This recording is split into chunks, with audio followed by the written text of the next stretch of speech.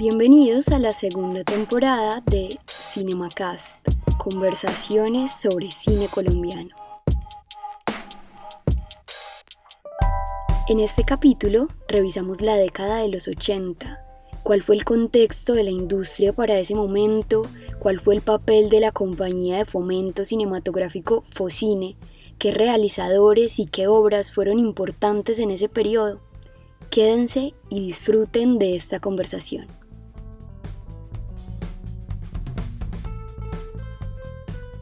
Después de haber revisado la historia del cine colombiano hasta finales de los 70 y las realizaciones más sobresalientes en esta etapa, llegamos a los tiempos de Focine, desde 1978 y toda la década de los 80.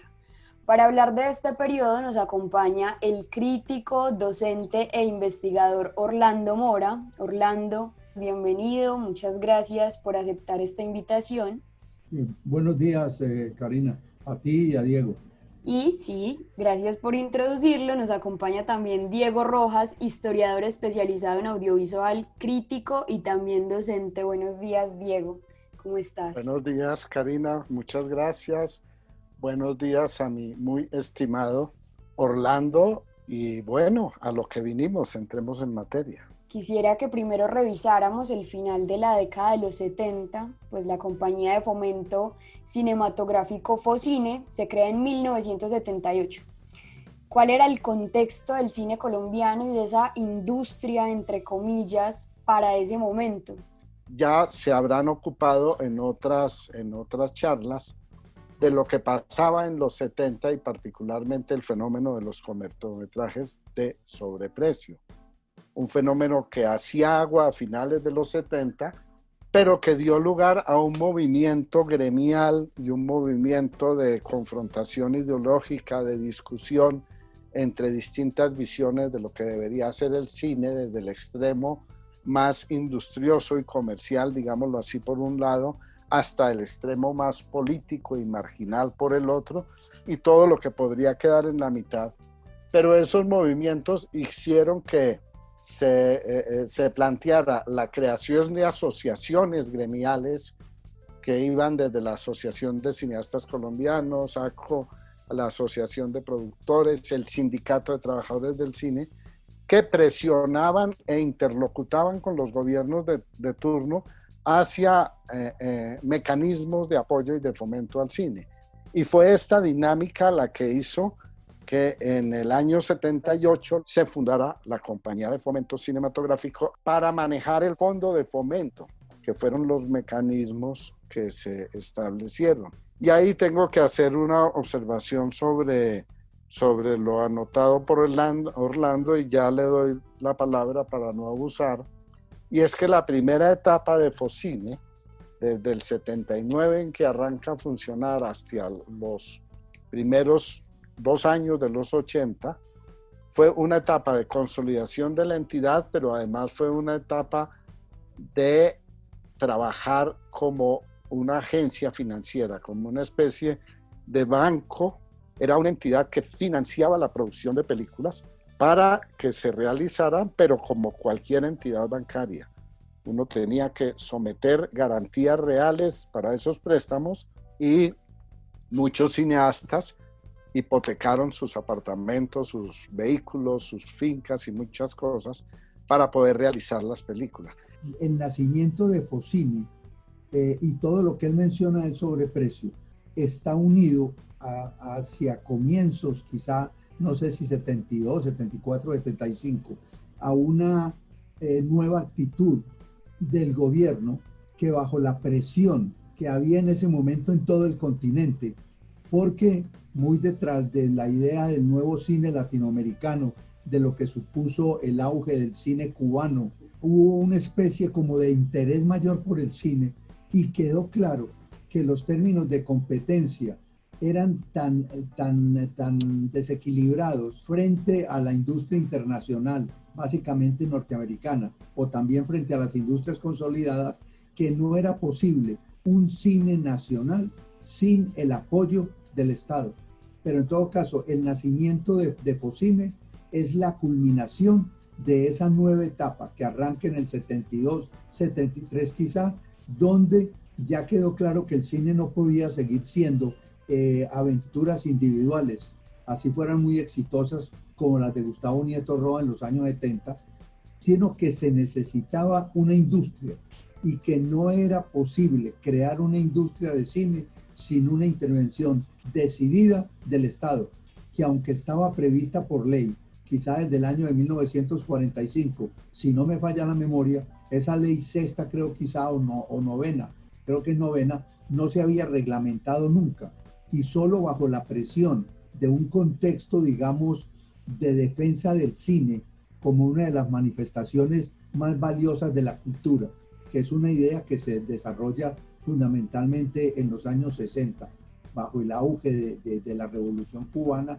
de ese prestigio enorme que tuvo el cine cubano y que dio origen a los festivales del nuevo cine, a la Fundación Nuevo Cine Latinoamericano. Entonces toda la gente joven impulsó la necesidad de que el Estado interviniera decididamente, porque de lo contrario era imposible plantear una industria de cine. O sea, lo que está pasando en estos años de contexto es que paradójicamente el mundo, ante la preeminencia del aparato estadounidense de industria del espectáculo, ante la fuerza que está adquiriendo sobre el mundo en contraposición a algo que se desarrolla paralelo a los nuevos cines latinoamericanos y por esos años, incluso antes, que es el surgimiento de nuevos cines en el mundo. Estoy pensando en el nuevo cine británico, checo, la nueva ola francesa, que es el más emblemático, el nuevo cine alemán, que son movimientos propios de países, de culturas localizados, que entre otras cosas pueden ser también mecanismos de defensa ante esa avalancha que viene desde el coloso del norte.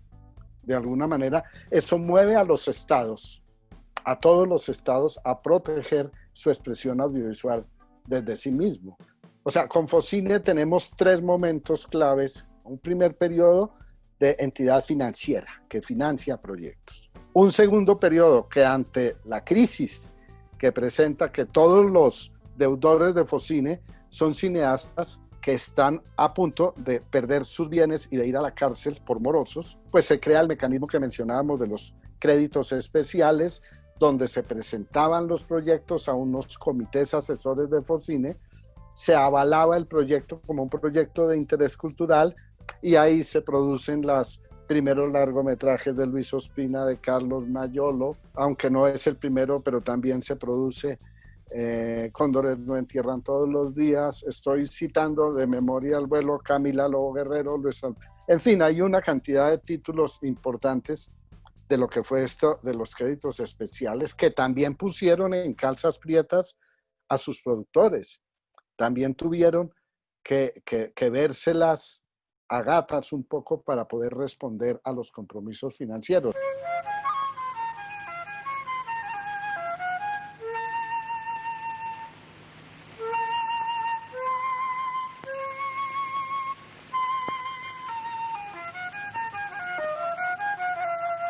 Volvamos a Focine como esa compañía que surge para fortalecer la industria del cine nacional y vamos a ver entonces esa etapa de producción de Focine en la que ya directamente van a apoyar las producciones.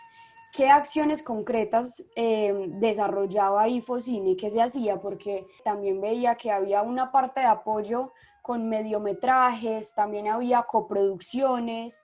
Las coproducciones grandes se realizan cuando Focine es coproductor. Creo que dos casos emblemáticos de títulos de Focine como productor y coproductor son El día que me quieras, que estaba coproducido con Venezuela, y Caín, no me acuerdo con quién, un proyecto de Gustavo Nieto Roa, donde Focine fungía como productor, con películas de inversiones cuantiosas, voluminosas, y que en la mayoría, si no en todos los casos, no tuvieron un encuentro positivo con la taquilla que permitiera recuperar algo de su inversión.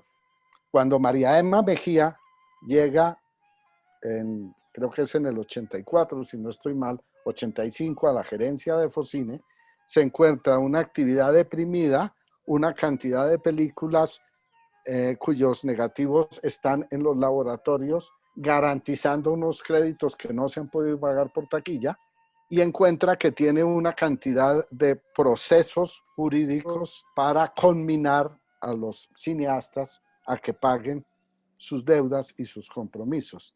Entonces, una de las razones por las cuales el proyecto Cine en Televisión de los mediometrajes se instaura era la idea, con muy buen juicio me parece a mí, de dinamizar un sector que estaba prácticamente parado.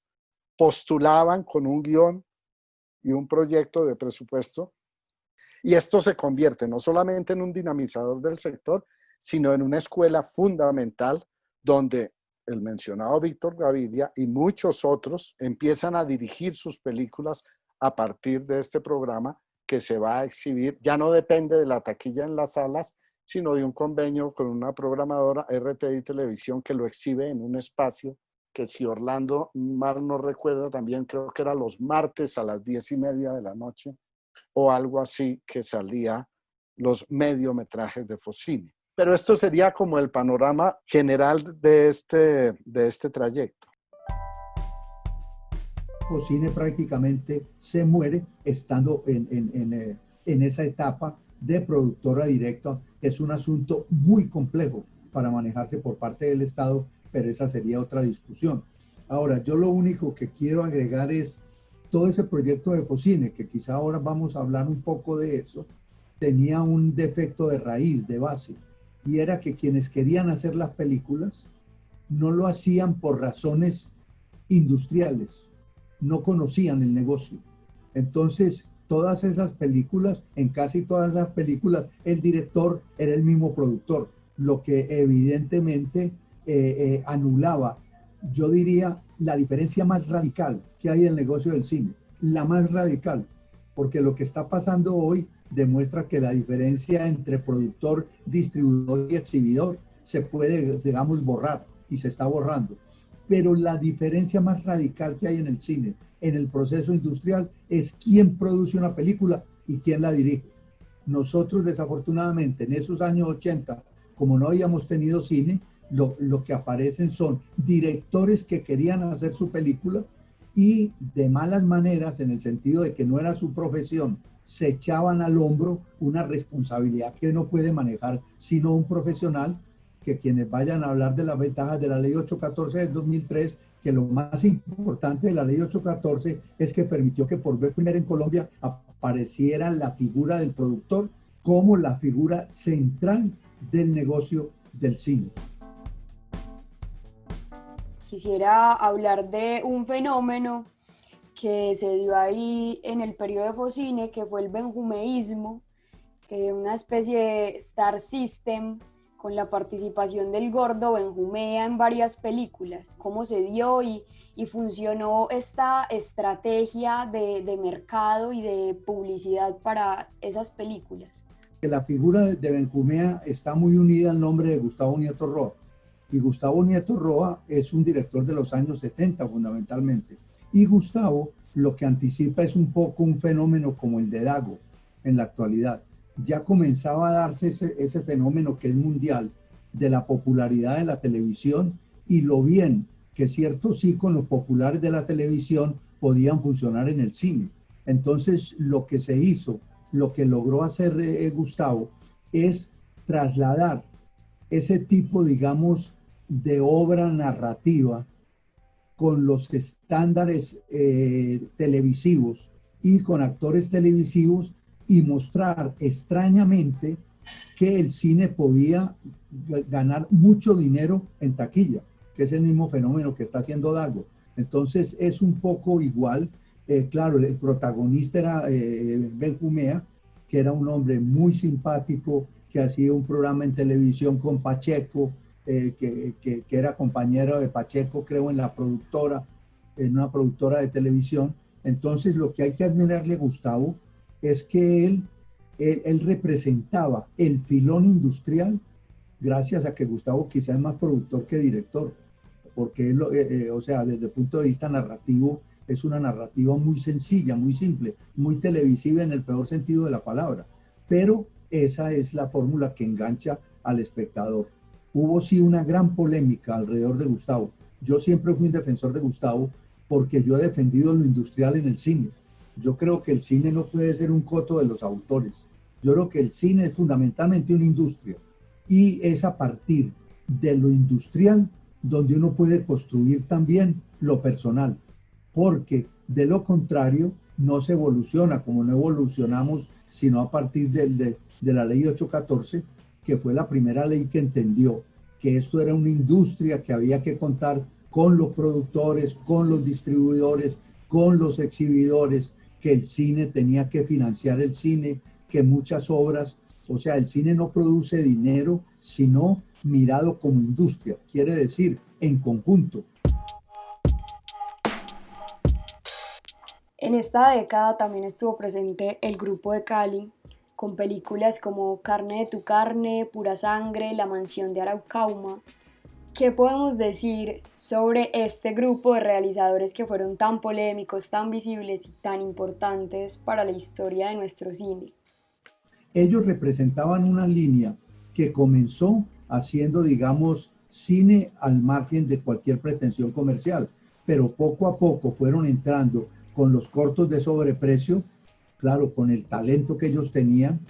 Yo el último recuerdo que tengo es de Asunción como un gran corto, que lo hacían Mayolo y Luis, y Pura Sangre es como el inicio de esa etapa de Focine donde un poco se quería proteger a los autores. El proceso del Grupo de Cali, particularmente de Mayolo Ospina, cómo pasan de Oiga Vea, que en el 71 es una película considerada marginal, 16 milímetros, blanco y negro ante cine oficial, sobreprecio, pero también hacen la gran impugnación hacia una manera de hacer cine, que es este clásico de Agarrando Pueblo, donde se acuña el término de la pornomiseria, se impugna desde lo que se conoce como un ensayo fílmico, esa manera de mirar el mundo y de representarlo en el cine, y finalmente entran con sus obsesiones de autor a sus largometrajes en los 80. Si uno quiere entender un poco el Grupo de Cali, yo recomiendo vivamente ver Todo comenzó por el fin, la última obra de Luis Ospina, donde en 3 horas nos cuenta esta historia, y el eslogan de esa última obra de Luis, de ese documental, era sexo, drogas y rock and roll. This is the way the world ends.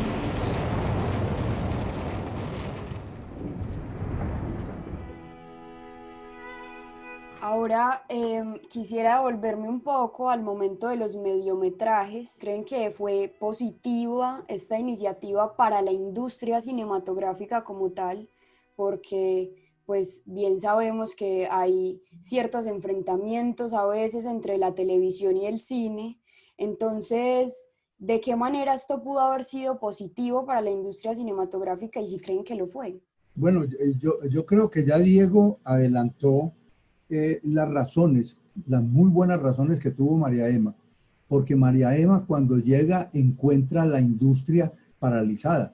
O sea, ya llevábamos varios años, casi una década de mucha gente trabajando en el mundo del cine y los largometrajes estaban parados. Entonces lo que hace María Emma es inventarse este formato como una manera de permitir que hubiera trabajo en la industria, que los profesionales del cine, que ya los empezaba a ver, o sea, que ya lo sabía, mejor dicho. Entonces fue una fórmula intermedia que además sirvió para que muchas personas, muchos talentos fueran digamos, afinando sus maneras para continuar luego su carrera de director. Y el caso, digamos, canónico es el de Víctor Gaviria.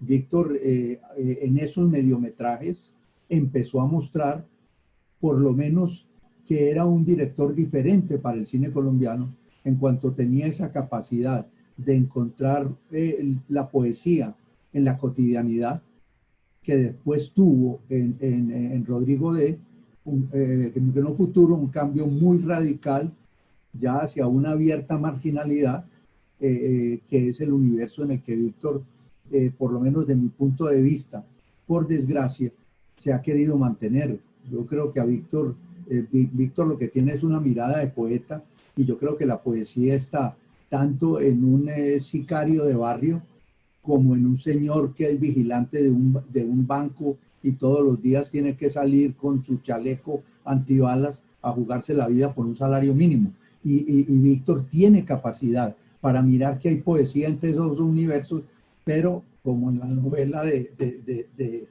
Rivera, Víctor se jugó el corazón a esa marginalidad y esa marginalidad se lo ganó.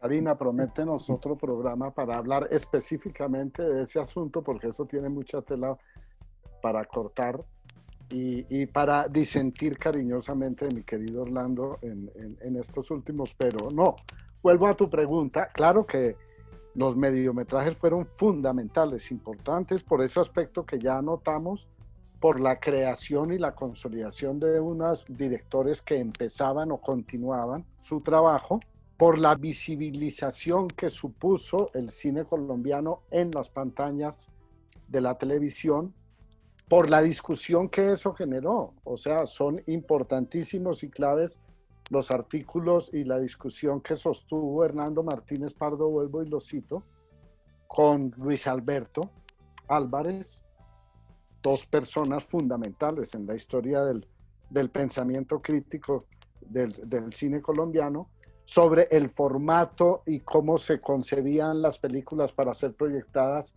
en sala y no en una pantalla pequeña de televisión, en fin, pero que eso derivaba también en consideraciones de orden estético.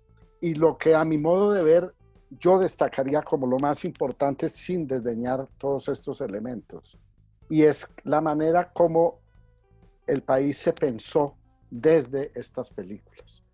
Si uno intenta, y a mí me parece en esto importante destacar que en un festival de cine colombiano de Medellín de hace unos años, que era un evento importantísimo para propiciar la reflexión del cine sobre su propia dinámica del cine colombiano, se dedicó una sección a los mediometrajes de Focine con una curaduría que quería mirar líneas temáticas, líneas de estilo de lo que fueron esos mediometrajes a varios años vista.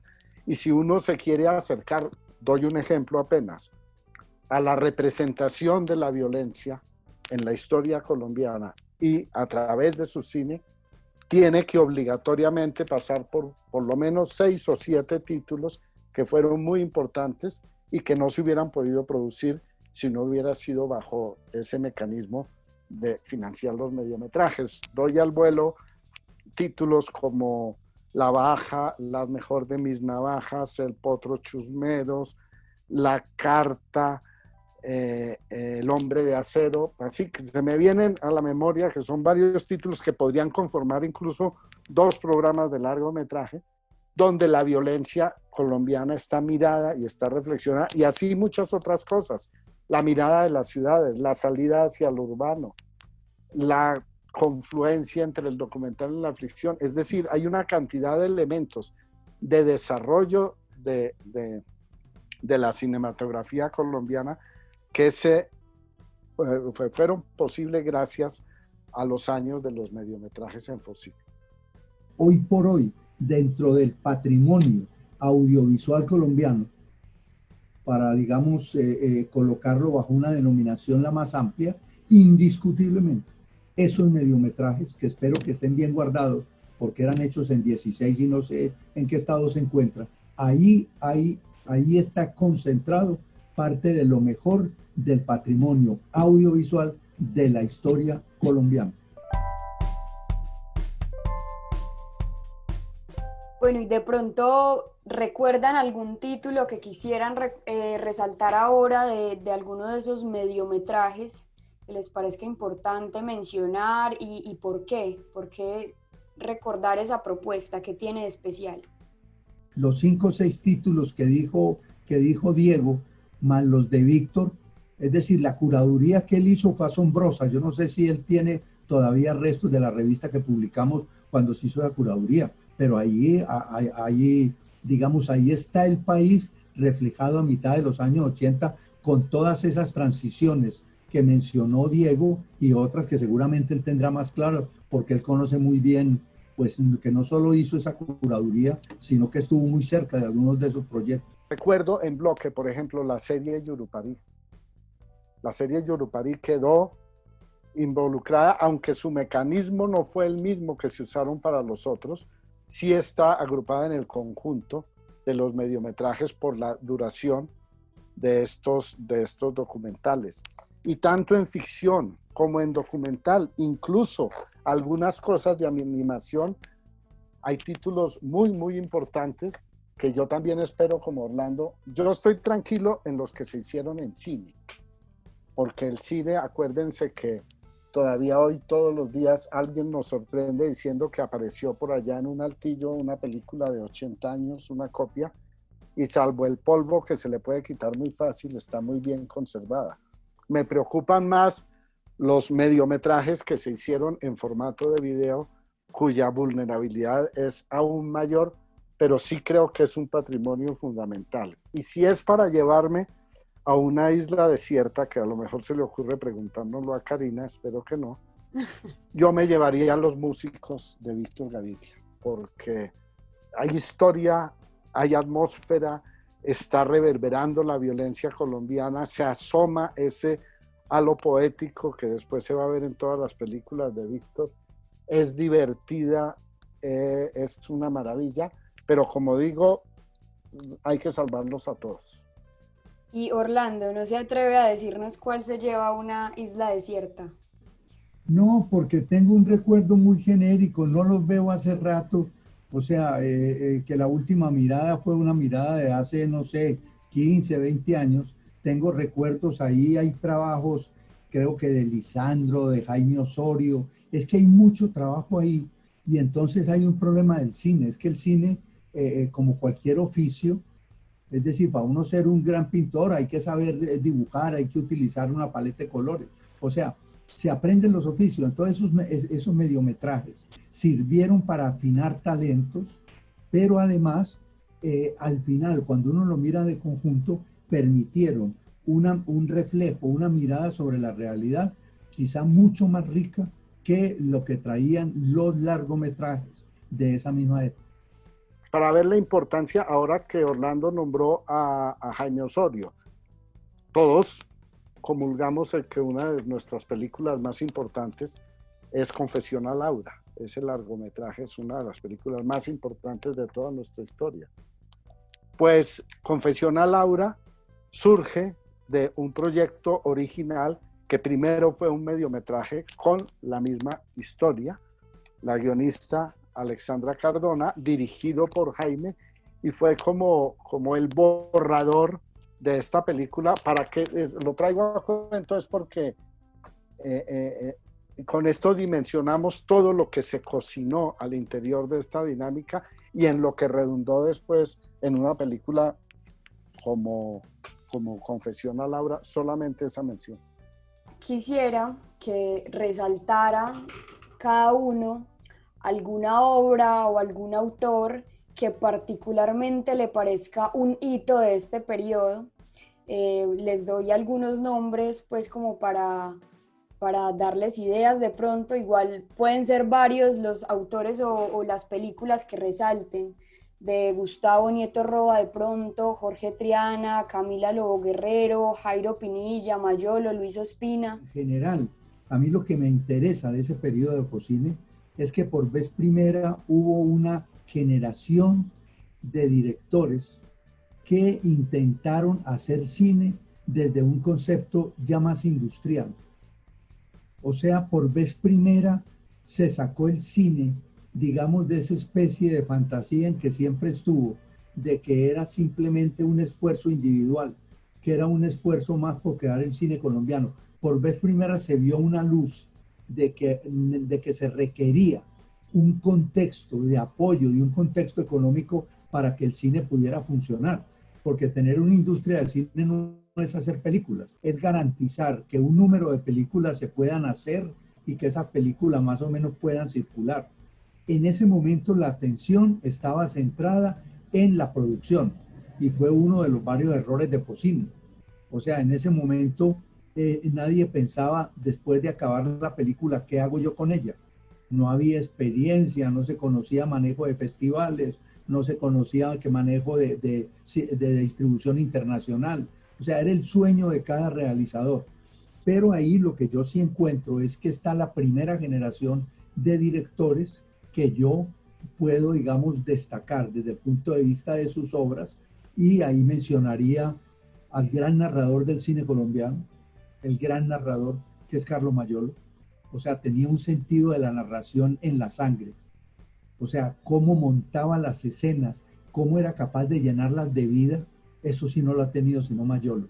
Está Víctor, desde luego, en otra línea de los que por lo menos alcanzó a tener algo en Rodrigo, porque Rodrigo nace de un concurso, el último concurso quizá de guiones que hizo Focine, donde Víctor ganó junto con Técnicas de Duelo y donde yo tuve la fortuna de estar de jurado.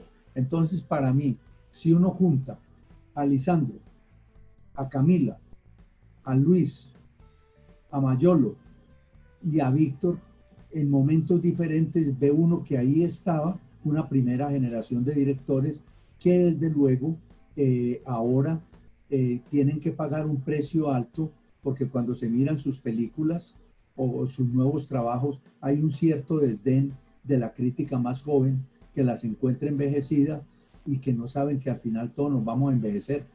O sea que el problema es que encontrar a un director haciendo, yo recuerdo cuando Chaplin hizo La Condesa de Hong Kong, que la crítica la atacó, y no recuerdo qué crítico dijo: lo que hay que alabar de un señor después de 80 años, tenga el coraje de seguir haciendo cine. Desde luego, una película quizá hoy de Lisandro no va a tener la fuerza que tenía El Escarabajo, ni las ganas que tenía El Escarabajo, será otra cosa, pero es que el cine, igual que una obra literaria o artística, tiene, digamos, momentos. Esa idea de exigirle a cada autor que cada película debe ser una obra maestra o debe ser una gran película es un extravío crítico.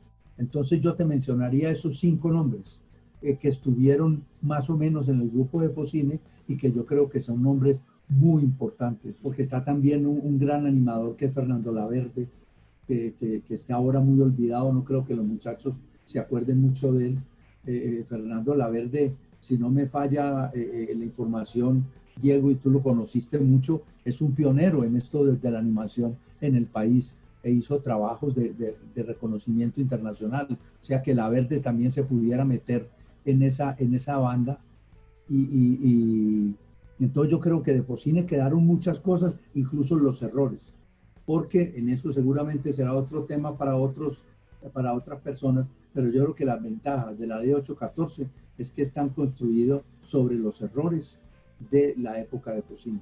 Yo simplemente agregaría que creo que si Gustavo Nieto Roa llega a oír esto, se va a poner muy bravo con Orlando, porque siempre lo mencionó en pasado y curiosamente Gustavo, nombre fundamental de los 70s y de ahí para acá, sigue siendo un personaje muy activo. Si ustedes lo buscan en Facebook, por ejemplo, su página se mueve, ha realizado varias películas por medios digitales, nunca con la fortuna de estos años del Taxista Millonario y de Colombia Connection y de estas películas, comedias y melodrama.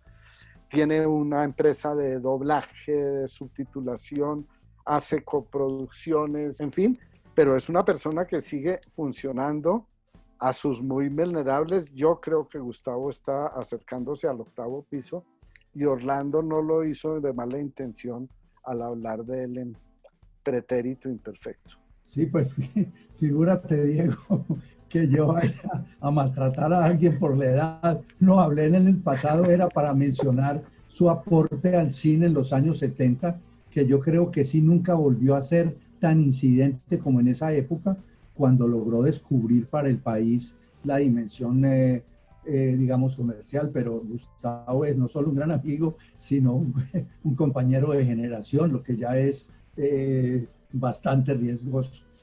Bueno, que nos disculpe Gustavo si nos escucha. Muchas gracias por acompañarme en CinemaCast. Disfruté y aprendí mucho pues en este encuentro con ustedes. Ojalá podamos conversar en otra ocasión porque faltaron cosas por mencionar. Y bueno, que estén muy bien. Adiós, Karina. Saludos. Gracias. Chao, Diego. Un abrazo. Hablamos luego. Muchas gracias. Saludos. Un abrazo a todos. Y pórtense bien aunque se aburran, como decían las tías. Llegamos al final de este capítulo. Los esperamos en la próxima entrega, en la que hablaremos del cine de los años 90 junto al docente y escritor César Alzate. Muchas gracias por acompañarnos. Este podcast es realizado por la Cinemateca Municipal, un proyecto de la Secretaría de Cultura Ciudadana de la Alcaldía de Medellín.